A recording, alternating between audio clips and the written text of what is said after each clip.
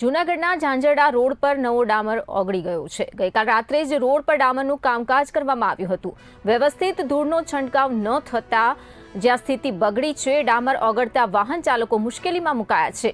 Road પર વાહનો સરકારની જે ભીતિ ઊભી થઈ છે, તો આ વાહનો સરકવાની જે ભીતિ છે તેને લઈને લોકોમાં ભય પણ જોવા મળી રહ્યો છે। સ્થાનિકોમાં અકસ્માતનો ભય છે।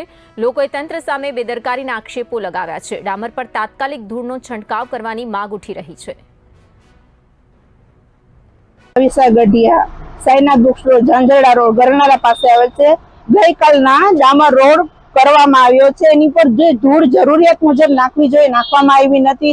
આજ સવારથી ડામર રોડ ઓગળ્યો છે, તો પૂરતા પ્રમાણમાં તંત્રને વિનંતી કરવામાં આવે છે કે ધૂળ નાખે, જેથી કરીને અકસ્માત ન સર્જાય અને વાહનો સ્લીપ ન થાય અને પગપાળા માણસો જે નીકળે છે એના પગ ચપ્પલ કે પડે નહીં, એ ધ્યાન રાખવા વિનંતી।